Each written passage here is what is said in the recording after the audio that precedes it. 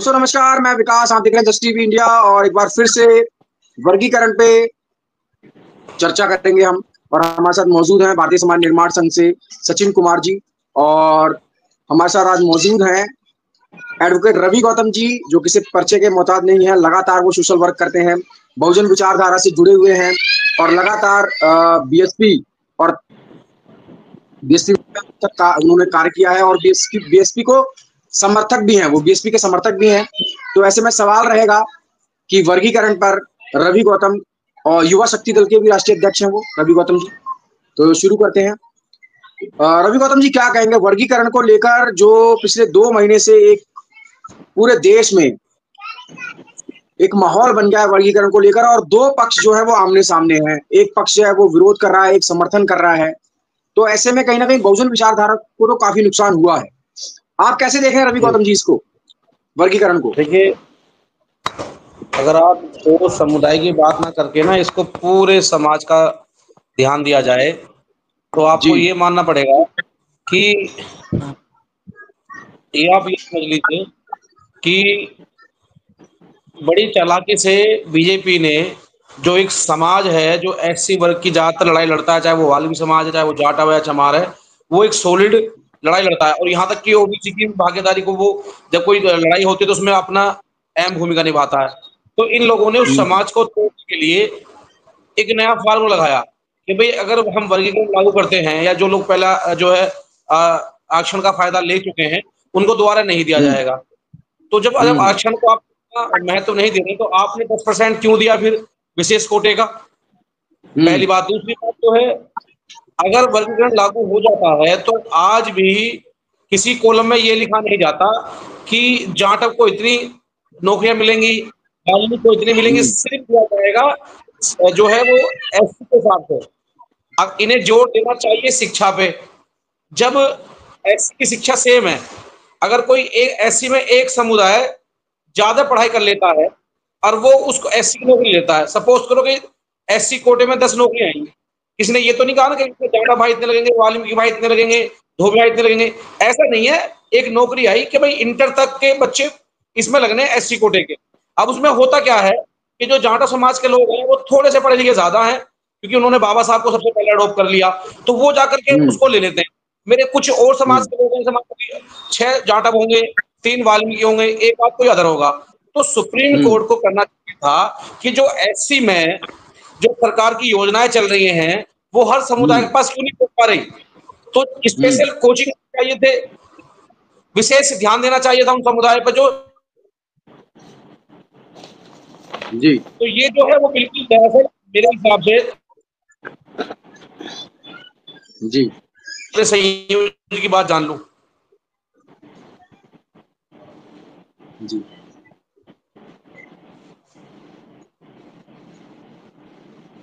आवाज नहीं आ हेलो रही है? विकास भाई, आवाज आ रही है? अब आई है। जी रवि जी, आवाज आ रही है? हाँ जी जी जी।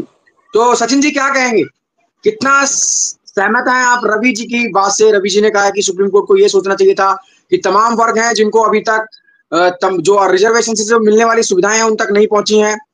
तो कितना आप सहमत हैं रवि जी की बातों से? सबसे पहले विकास भाई, आपका बहुत बहुत शुक्रिया। आप समाज की बातें समाज के आगे लेकर के आ रहे हैं, आप बहुत बड़ा काम कर रहे हैं और आपका भी धन्यवाद सर, आप आए। रवि गौतम जी, मैं एक बात अपनी शुरू करता हूं कि इंसान का फर्ज है नफे नुकसान से ऊपर उठकर इंसानियत का फर्ज निभाए, इसी को इंसानियत हम्म कहते हैं। ये जो ऐसी समाज है, इसमें जो बाकी की बरादरियां हैं, यानी कि जाट और चमार की बरादरी को छोड़ते हुए अगर हम और अदर बरादरियों की बात करें या वाल्मीकि, भंगी, चूड़ा इसकी बात करें, तो सर इसमें जो है ना, पहले जागरूकता का काम ही नहीं हुआ। इसमें जो लोग थे, जो इनके वरिष्ठ लोग थे, जो इनके वो महापुरुष ने जो काम करा, वो इन विचारधारा इन तक पहुंचाई नहीं गई, इसलिए ये लोग पीछे रहे। पढ़ाई का महत्व समझे लेकिन थोड़ा समय लगा। एक क्योंकि हमारे जो जाटव भाई हैं, जो रवि गौतम जी हैं, जो जो जाटव जो चमार समाज जिनको हम कहते हैं, जो हमारे भाई हैं, ये इनमें हम्म जागरूकता का कार्यक्रम शुरू से चला। सामाजिक आंदोलन हम्म जो है, वैचारिक क्रांति शुरू से चली। इनको शिक्षा के बारे में का, शिक्षा का महत्व का पता पहले से था। तो हम्म इसलिए जब ये आरक्षण आया,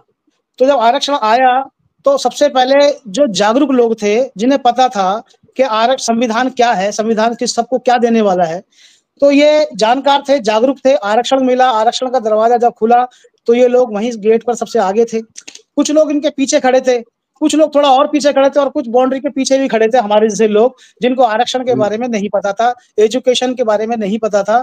तो ये आगे खड़े थे, ये इनको आरक्षण पहले मिला, ये पहले पढ़ पाए, पहले जागरूक थे, इन्हें पता था आरक्षण संविधान से क्या मिलने वाला है।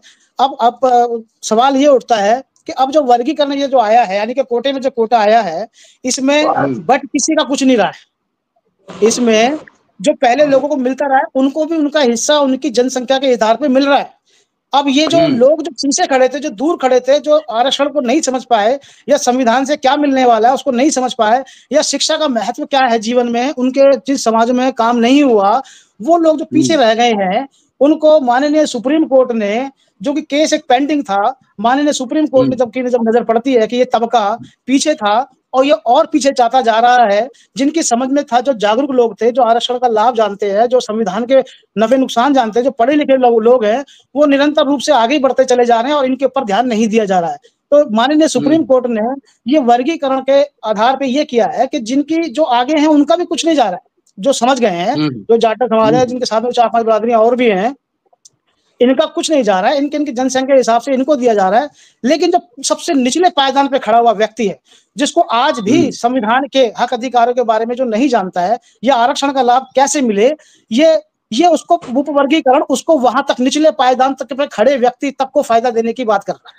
ये फायदे, इससे फायदा होगा। और बहुजनों की मूवमेंट जो है वो भी यही है, महापुरुषों की मूवमेंट भी यही है कि जो जितना भी दलित समाज है वो एक साथ पटल पर सामने आए, और वो तभी हो पाएगा जब आरक्षण सबको बराबर बराबर मिलेगा, आरक्षण सब व्यक्ति तक बराबर बराबर पहुंचेगा, जब वो सब पढ़े लिखे जाएंगे, एजुकेटेड हो जाएंगे और आरक्षण से नौकरियों में और शासन प्रशासन के अंदर अपनी हिस्सेदारियां ले लेंगे, तब वो बहुजनों की मूवमेंट कहीं ना कहीं सफल होती नजर आएगी। ये बहुत जरूरी है। इसलिए जो वर्गीकरण बेहद जरूरी है। और वर्गीकरण के लिए मैं बता दूं आपको, वर्गीकरण जो है ये कोई बीज आज नहीं पड़ा, ये 1975 से वर्गीकरण का मामला चला है। इसको तो बीच में बंद कराया गया। और जो जिस पीरियड में अगर हम उठा करके देखें इसको कि भाई, जैसे कि आप बात करें ना बांटने की बात, इसमें बटा कुछ, उस वक्त भी कुछ नहीं बटा जब वर्गीकरण दो तीन स्टेटमेंट में दिया जा रहा था, पंजाब में, हरियाणा में, आंध्र प्रदेश में, तमिलनाडु में, तब भी समाज नहीं बटा, तब भी समाज एक ही था और बहुजनों की मूवमेंट एक ही थी, इसमें कभी कुछ नहीं बटा। ये जस्टिस गुरनाम सिंह की रिपोर्ट है, मैं आपके सामने दिखा दूं मैं आपको।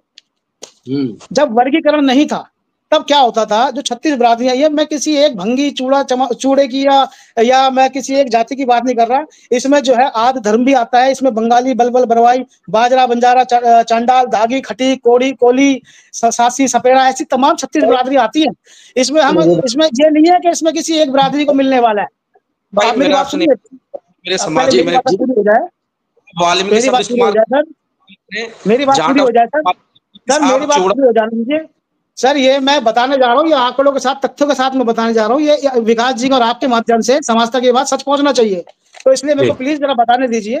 जो गुरनाम सिंह की जो रिपोर्ट है हरियाणा गवर्नमेंट की, जो क्लास 1 के अंदर जब वर्गीकरण नहीं था, तब ये जो चमार या जो जाटा समाज है या इनके साथ 4-5 बिरादरियां हैं, इनके क्लास 1 में 26 लोग लगते थे, 126, और अदर 36 बिरादरियां हैं उनके 21 लोग लग रहे थे। क्लास 2 में बात की जाए तो इनके 368 लग रहे थे, तो 36 बिरादरियों के सिर्फ 31 लोग लग रहे थे। क्लास 3 की बात की जाए तो 16,500 अगर से इन 4-5 बिरादरियों के लोग लग रहे हैं, क्योंकि पहले आगे आ गए हैं, पहले पढ़े लिखे, तो ये आगे आते जा रहे हैं। तो बाकी 36 बिरादरियों को 1800 लोग लग रहे हैं। और जब ये वर्गीकरण आ जाता है उसके बाद के मैं आपको आंकड़े बता दूं, ये मैं नहीं कह रहा हूं, ये जस्टिस गुरनाम सिंह की कमीशन की इनकी रिपोर्ट है।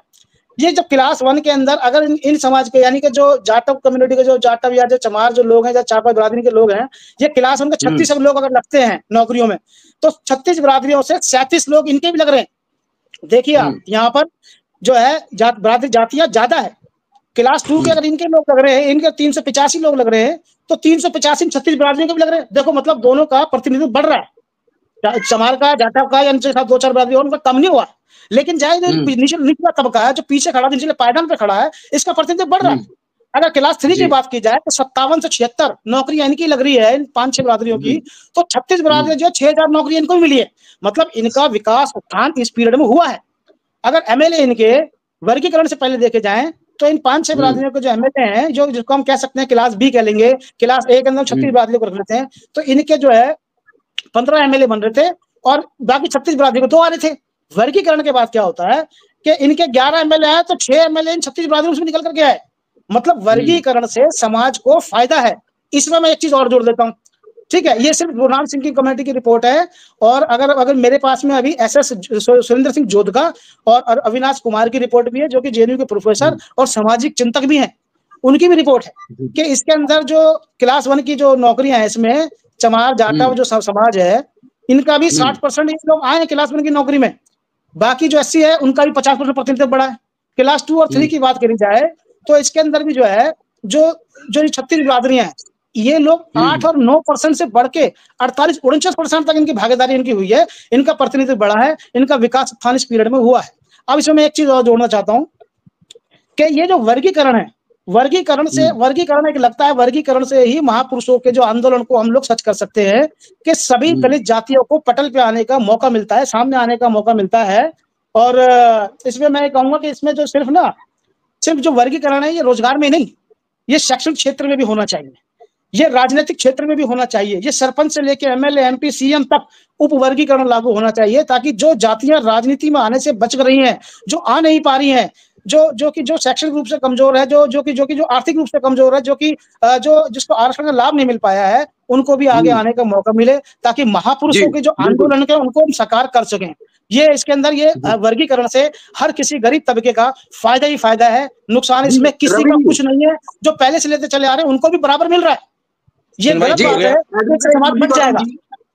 रवि गौतम जी, एडवोकेट रवि गौतम जी, जो आंकड़े सचिन जी ने बताए हैं वो कहीं ना कहीं समाज के बेनिफिट के लिए हैं, चाहे वो जस्टिस गुरनाम जी हो और तमाम जो रिपोर्टें जी। तो सचिन जी वर्गीकरण का विरोध, सचिन जी सॉरी रवि जी, फिर वर्गीकरण का विरोध क्यों हो रहा है? क्योंकि जो आंकड़े हैं रवि जी वो तो कहीं ना कहीं फेवर में है, तमाम जातियों को उसमें बेनिफिट मिला है, तो फिर वर्गीकरण का विरोध क्यों हो रहा है?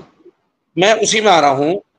जब सरकार या माननीय सुप्रीम कोर्ट अगर इस बात पे ज्यादा प्रेशर डाल दे कि भाई वर्गीकरण को हम साइड में रख करके सबको एक समान शिक्षा देंगे, तो कोई रुकने वाला नहीं है। अभी आपने जैसे सपोज करो इन्होंने कहा कि इतनी नौकरियां मिली, मैं पूछना चाहता हूं, अगर कोई मेरा वाल्मीकि भाई, मेरा धोबी भाई किसी सरकारी नौकरी में लग गया और वो डी ग्रुप की नौकरी है, तो क्या फिर वो वर्गीकरण में आएगा? नहीं आएगा, पहली बात। दूसरी बात, हमारा बस एक फोकस है कि जब तक हम लोग अपनी शिक्षा का डेवलप नहीं करेंगे, हमारा कितना ही वर्गीकरण कर ले जाए वो बेकार है।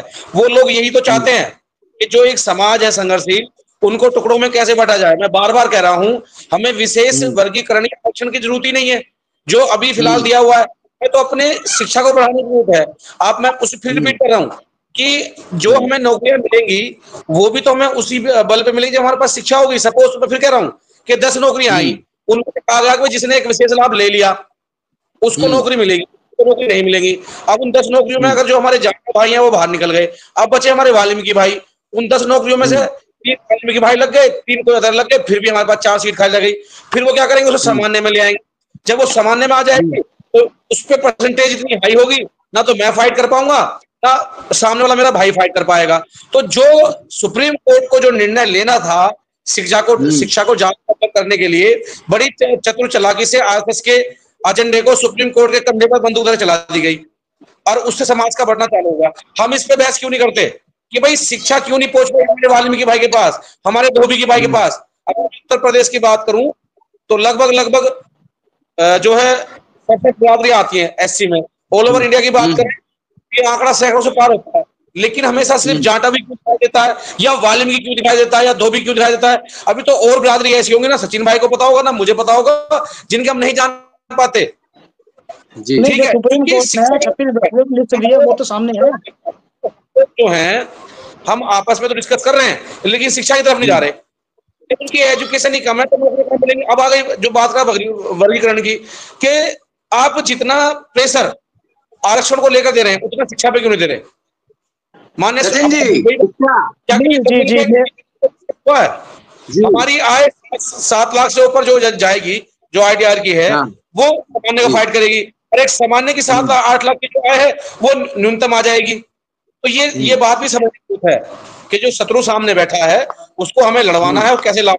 आज सपोज करो कि अगर एजुकेशन के दम पे अभी जो हमारा टिकट बस का टिकट अगर कोई कहे भाई एजुकेशन के दम पे है, तो हो सकता है कोई कैंडिडेट मुझसे पढ़ा लिखा ना हो, मैं भी गरीब परिवार से हूँ, मेरी भी दूसरे घर में काम करने जाती है अपने लालन पालन के लिए, मेरे हम छोटे किसान हैं, लेकिन मैंने एलएलएम कर ली दुख पीड़ा से। तो सुनने वाला व्यक्ति है, अगर वो भी दुख पीड़ा से अगर अच्छी एजुकेशन लेगा तो नौकरी के दरबार तो वैसे खुल जाएंगे। विशेष कोटा होना चाहिए, लेकिन वो किसके लिए?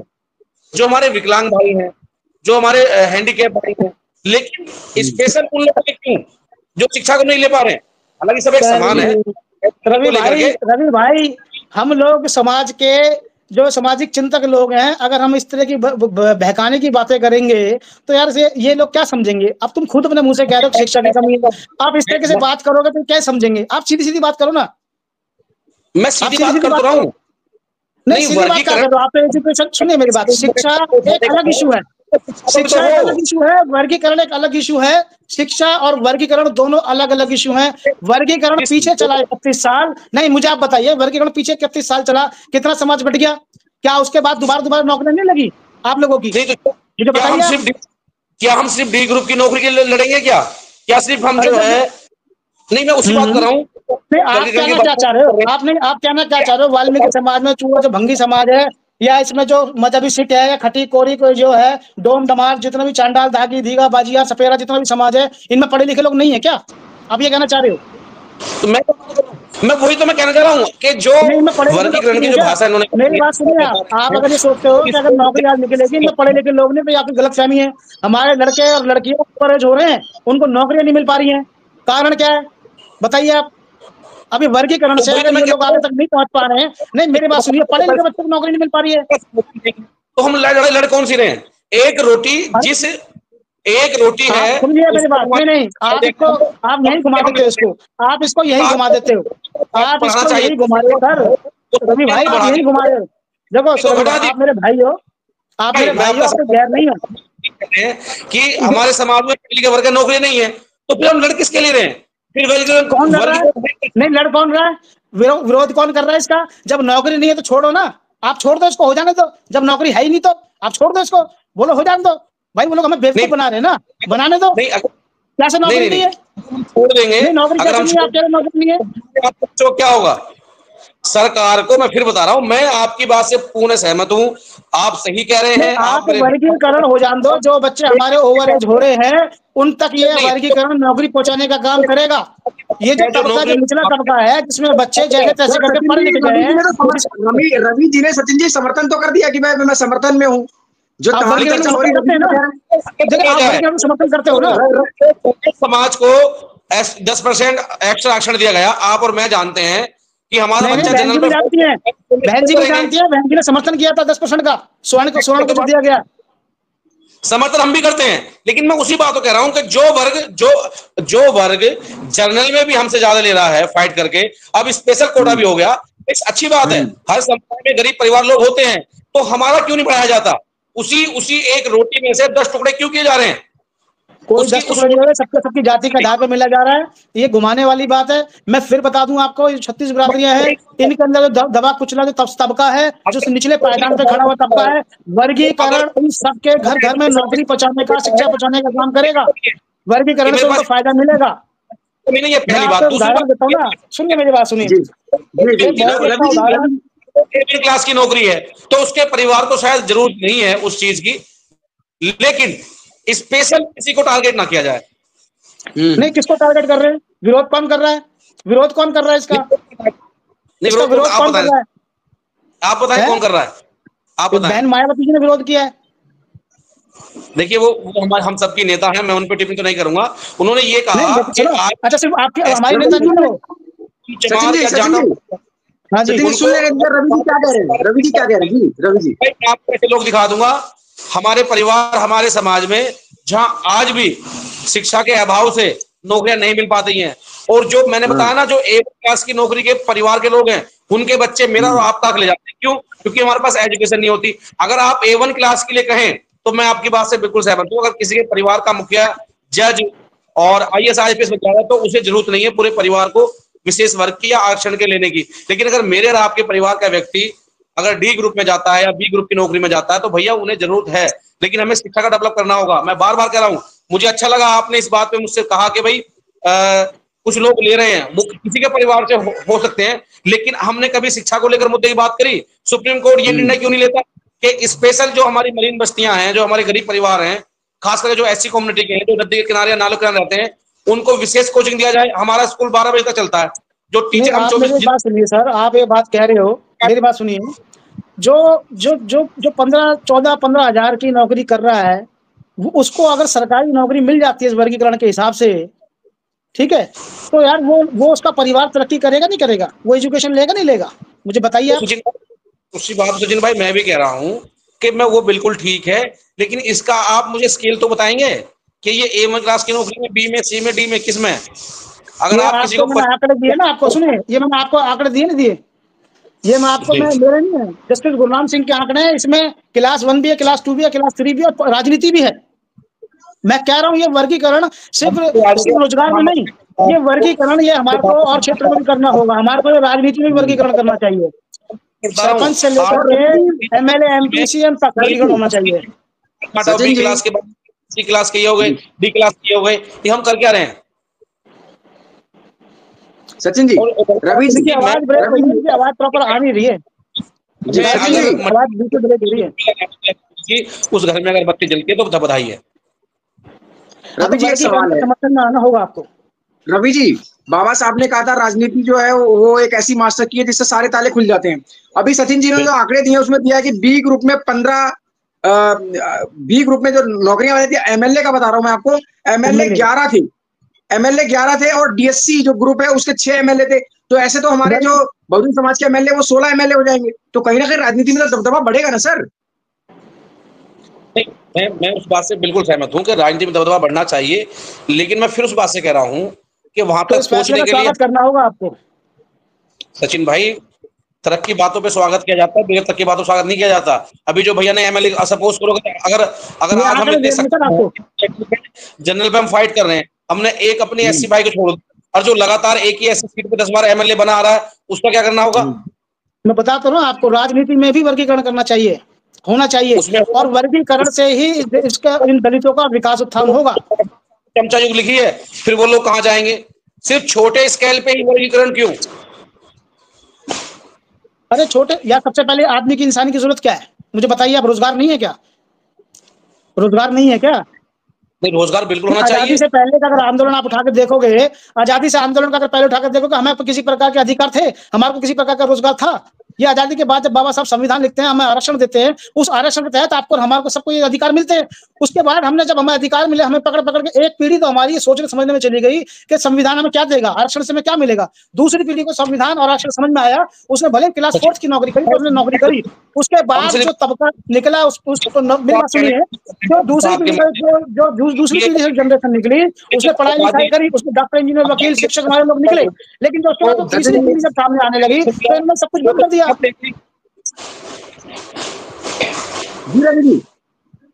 रवि जी, अपनी बात रखिए। मैं वही कह रहा हूँ, जैसे सचिन भाई ने कहा बड़ी सहनशीलता से, गंभीर होकर के, बाबा साहब के संविधान द्वारा हमें चीजें मिली, लेकिन मैं फिर वो किसी समुदाय या जाति को लेकर बात करना नहीं चाहता। अगर कोई समुदाय बड़ी ताकत से, हम आप नहीं कर रहे, एक समुदाय के विरोध में खड़ा है, सुबह शाम बाबा साहब के मूवमेंट के लिए चिंतन करता है, तो वो तो आगे बढ़ेगा ही ना। अब जो समाज कहीं ना कहीं कुछ कुरीतियों में उलझा हुआ है, वो कैसे बढ़ जाएगा? नहीं, आप मेरे को बताइए, अगर आप ऐसी बात करोगे, नहीं, ये गलत बात रही भाई। सुनिए मेरी बात है, हमने आपको बड़ा भाई क्यों नहीं कहा? हमने आपको बड़ा भाई इसलिए वो मानते हैं, इसलिए नहीं कि उम्र में बड़े हो आप, नहीं, आप पहले जागरूक हो। हमने आपको अपना नेता माना है। सुनिए मेरी बात सुनिए, हमारे लोगों ने आपको नेता माना है, उन नेताओं ने काम नहीं करा समाज के अंदर, उन्होंने केवल एक जाति के अंदर काम करा है। अगर वो समाज में काम करते तो सारा समाज आज साथ खड़ा होता। आप मुझे एक बात बताइए, क्या एक जाति के दम पर सरकार बनती है क्या? क्या आपको वाल्मीकि ने, भंगियों ने, इन चूड़ों ने, आपको इन्होंने, चांडाल ने, बलबल ने, मजहबी सिखों ने, या जितनी भी जातियां, इन्होंने आपको क्या वोट नहीं दिए? क्या इन्होंने आपको वोट नहीं दिया? आपने काम करा? नहीं, इन नेताओं ने काम करा क्या? अगर इसमें जागरूकता का काम होता है, वैचारिक काम होता है, अगर इसमें सामाजिक आंदोलन इसकी जातियों के अंदर भी होता, जातियां भी आदतें बराबर खड़ी होती, आपको ये नहीं कहना पड़ता, आपको ये बिल्कुल नहीं कहना पड़ता कि ये कृत्य में उलझे पड़े। आप क्यों निकल गए आगे? आपने सब समाज में बहुजन का हित है, बहुजन सुखाएगा क्या नारा है? आप मुझे बताइए ना। और आप आज अगर माननीय सुप्रीम कोर्ट कुछ देना चाह रहा है जो आपकी छत्तीस बिरादरी को, तो आप बीच में कट के खड़े हुए नहीं देने देंगे हम भारत बंद कर देंगे। कदर करता हूँ, लेकिन बहुजन सुखाए बहुजन हिताय का नारा मान्यवर काशीराम साहब का है, और काशीराम साहब ने जब काम तो किया, हम और आप कैसे भूल गए नारा? सचिन जी, रवि जी को बात रखने दीजिए।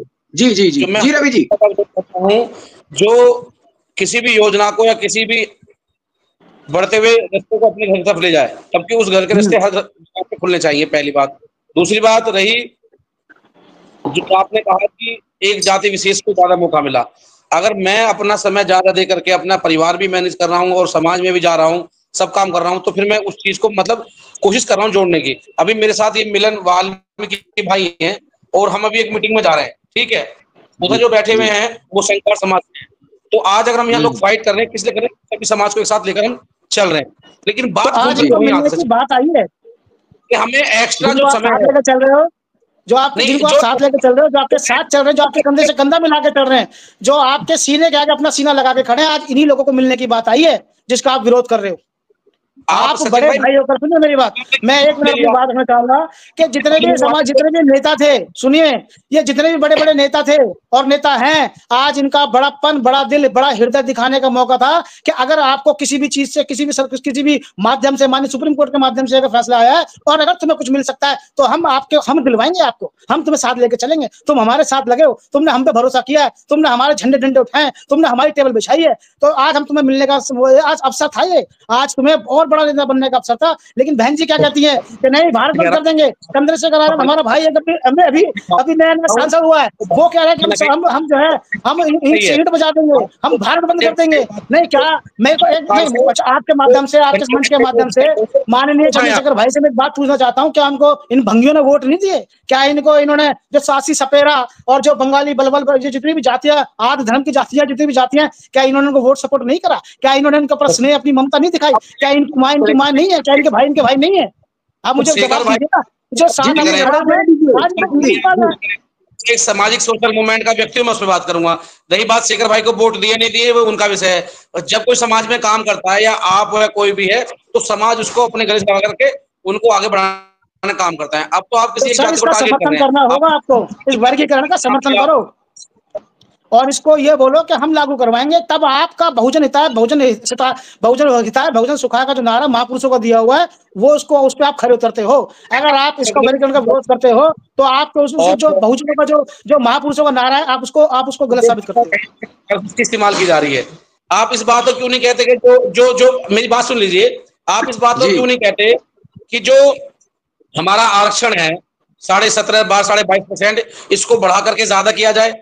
भाई हमें ऑलरेडी मिल रहा है, उसको निचले पायदान के आदमी को पहुंच नहीं कर पा रहा है, उसको पहुंचने का माध्यम बनता है, उसके आप बीच में खड़े हुए लड़ रहे हैं। तो आप इसको बढ़ाने की बात क्यों नहीं करते? आपने शिक्षा डेवलप करने की बात क्यों नहीं करते? आप अंबेडकर मूवमेंट में लगाने की बात क्यों नहीं करते? आप बाबा साहब को पढ़ने की बात क्यों नहीं करते? आप अपने हमारे जो खास करके जो आप जिन बार बार जिन लोगों का नाम ले रहे हैं, वो लोग भले नौकरी लगे लेकिन वो शिक्षा तरफ जा रहे हैं। और कुछ लोग ऐसे हैं कि 8वीं 10वीं, हमारे कुछ ऐसे परिवार हैं जहाँ बीए ढूंढने से नहीं मिलते, और जब हम कैडर कैंप की बात करते हैं, जाने की बात करते हैं, तो वो जिस समय महापुरुषों का आंदोलन क्या है जी, माननीय काशीराम ने पूरा जीवन लगाया, बाबा साहब ने पूरा जीवन लगाया, ज्योतिबा फुले ने जीवन लगाया और अन्य महापुरुषों ने अपना जीवन लगाया। उनका फलस्वरूप सिर्फ यही था कि हर एक बिरादरी एक साथ आगे आए, पटल पर आए और सबका विकास उत्थान बराबर हो। ये नहीं कि जो आगे निकल गया वो आगे जाता जा रहा है, पिछले जो पायदान पे खड़ा है वो आदमी वो उसकी तरफ ध्यान ही नहीं है। ठीक है, अभी मैं आपको एक बात बता दूं, आप इस तरह की बातें उलझा रहे हो, बार बार कभी शिक्षा में लेकर जा रहे हो, कभी उसका जो परसेंटेज कोर्स की बढ़ाने की बात करते हो, कभी 10% की बात करते हो। आप बहन जी की सरकार का मैं आपको बता दूं, आपको एक चीज सुनिए, आपका बहुजन का नारा मैं बता देता हूँ आपको। अभी नोएडा प्राधिकरण के अंदर हम अपने उद्योग खोल सकते हैं जब हमारे पास शिक्षा का डेवलप होगा। देखिए सुनिए, आपकी सारी बातों का मैं जवाब दे रहा हूँ, जो आप इस तरीके से जो घुमा रहे हो ना लोगों को, मैं आपकी सारी बातों का जवाब सिर्फ एक बात में दूंगा। होती है ना सचिन भाई, आपकी विशेष भागीदारी रहती है, लेकिन उसमें एक बड़ी संख्या होती है जो आपके परिवार के, जिनको आप बड़ा मान रहे हैं, उनकी होती है। जब लाठियां चलती है तो वो लोग अपने बड़प्पन पे खड़े नहीं उतर रहे हैं, वो अपने बड़प्पन पे खड़े नहीं उतर रहे हैं। बड़ा भाई अपनी जिम्मेवारी से भाग रहा है, बड़ा भाई सोच रहा है कि छोटा ही रहे, छोटा आगे ना आ जाए। रवि जी के छोटा कैसे ले जाएंगे? है नहीं, आप एक बताइए, नोएडा प्राधिकरण के अंदर बहन जी की सरकार थी, सुनिए मेरी बात, इस बात को ध्यान सुनिए, बहन जी की सरकार थी, नोएडा प्राधिकरण के अंदर 200 लोगों की वैकेंसी निकाली थी, 200 लोगों की वैकेंसी निकाली थी, आप इस बात को सुनिए मेरी बात को, 200 लोगों की वैकेंसी निकाली थी, उसमें मैं बहन जी का प्रवक्ता नहीं हूँ, मैं कार्यकर्ता हूँ, एक वोटर हूँ। नहीं, बहन जी विरोध में, आप भी विरोध में, चंद्रशेखर भाई भी विरोध में, पर्टिकुलर एक जातीय समाजी विरोध में। नहीं, रवि जी ने तो समर्थन कर दिया है सचिन जी, रवि जी तो समर्थन कर रहे हैं भाई, मैं समर्थन में हूँ। देखो अगर आप समर्थन करते हो, सुनिए फिर मेरी बात, फिर मैं आपके लिए एक लाइन और बोल देता हूँ, कमरे का आकार बढ़ाया जाए, ना कि उन व्यक्तियों की संख्या कम की जाए।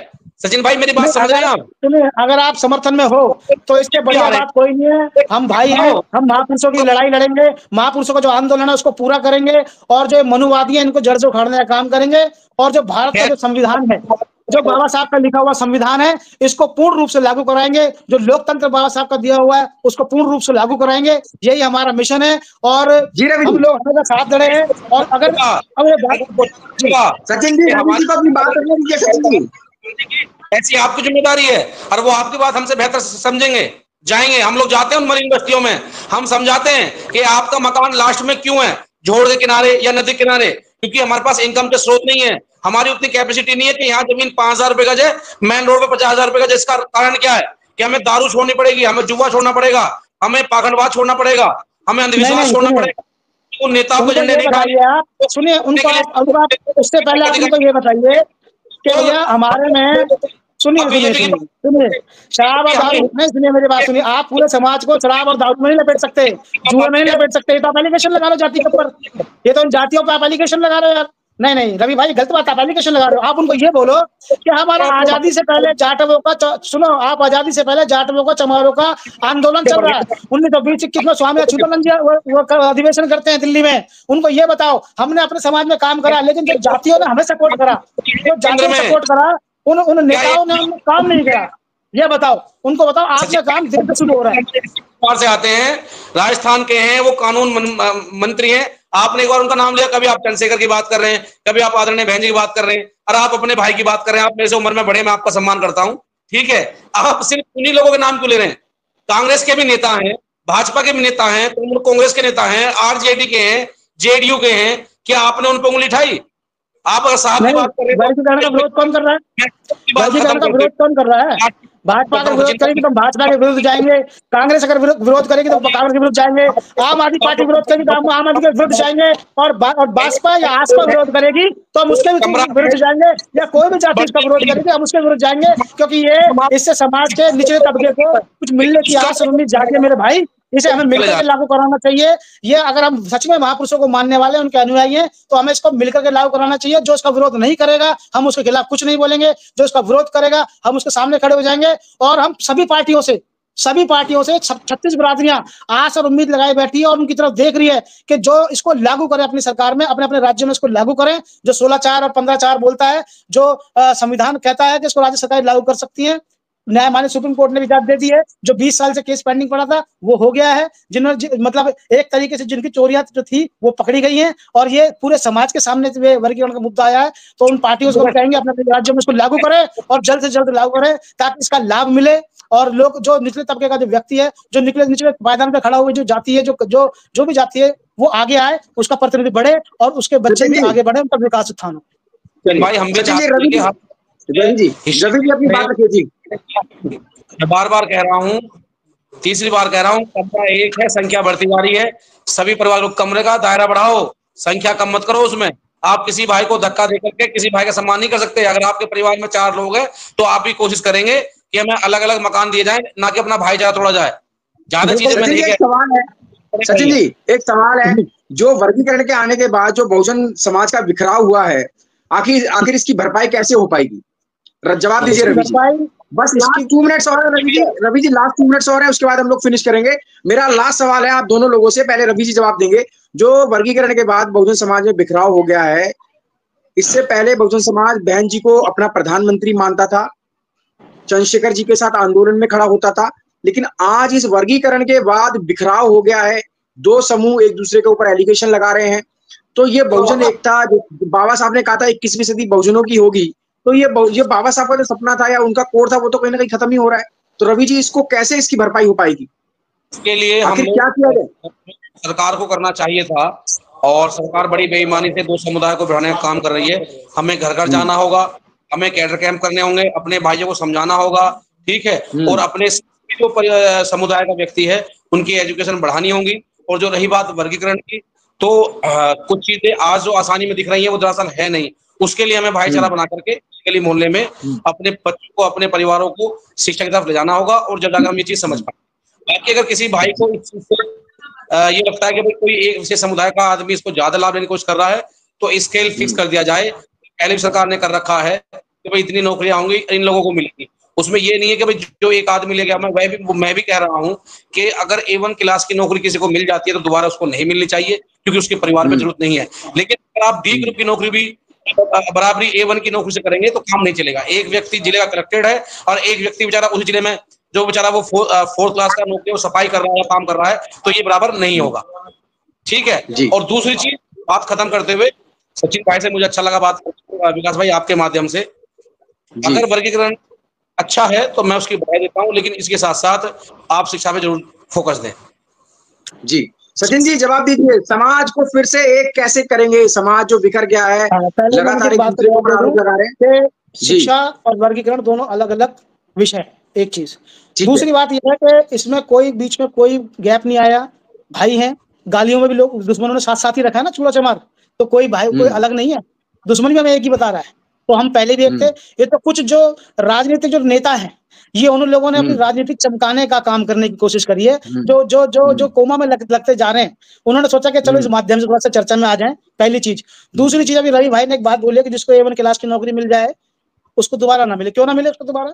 उसके परिवार में, इसका मतलब आप क्रीमी लेयर का सपोर्ट करते हो। हम क्रीमी लेयर का विरोध करते हैं, क्योंकि हमारे अभी समाज के अंदर इतनी क्रीम अभी पैदा नहीं हुई, इस बहुजन के अंदर इतनी क्रीम पैदा नहीं हुई जो जो उन मनुवादियों की आंखों में चुभनी लग जाए।